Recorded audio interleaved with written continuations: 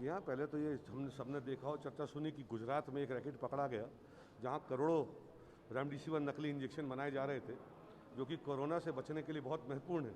पर उसके बाद जब ये पता चला कि वो जबलपुर भी आए हैं तो निश्चित तौर पर एक शौक लगा है। जिन लोगों ने भी ये कृत्य किया है उनको कड़ी से कड़ी सज़ा मिलना चाहिए। और मैं तो मध्य प्रदेश की सरकार से सिर्फ एक प्रश्न पूछना चाहता हूँ कि अगर आपने किसी ज़िले में उस दिन, क्योंकि रेमडेसिविर का कंट्रोल सरकार के हाथ में था, 800 इंजेक्शन दिए हैं और अस्पतालों को मिलाकर 2800 लगे हैं, तो ये जो 2000 आए हैं, क्या सरकार ने इनकी जांच की थी कि सही जगह से खरीदे गए कि नहीं खरीदे गए? और जिनको लगे हैं क्या वो नकली इंजेक्शन तो नहीं लगे? क्या ये मानकों पर सही उतरते थे? और कितने ऐसे मरीज हैं जिनकी मौत हो गई सिर्फ गलत इंजेक्शन लगने के कारण, जो ठीक हो सकते थे? तो मेरी दृष्टि में और समाज की दृष्टि में ये उनकी बीमारी से मौत नहीं हुई है, ये उनकी हत्या हुई है। इस पे तो हर उस इंजेक्शन की जांच होना चाहिए जो इस्तेमाल किया गया। मान लीजिए मध्य प्रदेश में सरकार के द्वारा 52 जिलों में 1 लाख रेमडेसिविर इंजेक्शन उपलब्ध कराए गए और इस्तेमाल 6 लाख हुए हैं, तो वो 5 लाख इंजेक्शन कहाँ मैन्युफैक्चर हुए थे, किसके द्वारा खरीदे गए थे, सरकारी एजेंसियों ने उनके मानक की जांच की थी कि नहीं की थी, और वो कितने मरीजों को लगे और उन मरीजों की क्या हाल है, इसकी जांच तो होना ही चाहिए। इससे बड़ा अपराध और कोई हो नहीं सकता। जो इसमें इन्वॉल्व है उनको ऐसी सख्त कार्रवाई किए जाना चाहिए उनके ऊपर में, जिनने नकली इंजेक्शन बनाकर ये गोरख धंधा फैलाया है, कि पूरा समाज याद रखे, आने वाली पीढ़ियां याद रखे। इससे बड़ा पाप कभी नहीं हो सकता और कुछ हो नहीं सकता।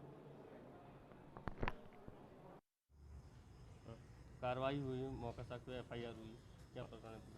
आज यहाँ थाना ओमती के अंतर्गत एक कार्रवाई की गई है। परसों रात को 7 तारीख को हमें एक सूचना मिली थी, गुजरात की पुलिस आई थी। गुजरात में कुछ नकली रेमडेसिविर इंजेक्शन बरामद हुए थे, उसका संबंध यहाँ से भी देखा गया था, तो वो सपन जैन नामक व्यक्ति को लेकर गई थी।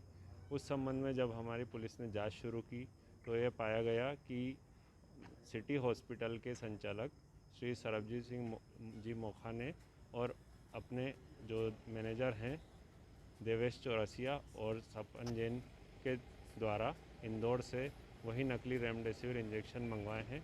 लगभग 500 इंजेक्शन उनके द्वारा मंगवाए गए थे और यह इंजेक्शन कुछ मरीजों को भी लगाए गए हैं। इस प्रकार इन्होंने यह अपमिश्रित इंजेक्शन रेमडेसिविर इंजेक्शन लगाए गए हैं मरीजों के साथ एक छल कपट किया है और इससे कुछ मरीजों की जान को संकट भी उत्पन्न हुआ।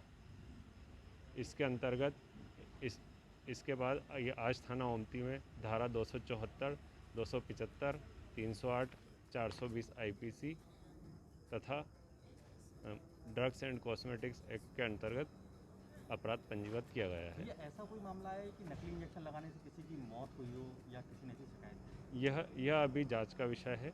हम लोग एक एक मरीज का देख रहे हैं डिटेल कि किसको लगा है किसको नहीं, क्या से गलत इंजेक्शन किसको लगे, तो जांच के आधार पर यह इन्वेस्टिगेशन में आएगा तो बताया जाएगा। तो ये कोई इंजेक्शन बरामद हुए हैं इनसे? अभी यह इन्वेस्टिगेशन में पूरा सर्च किया जाएगा, तो उसके बाद आपको बताया जाएगा।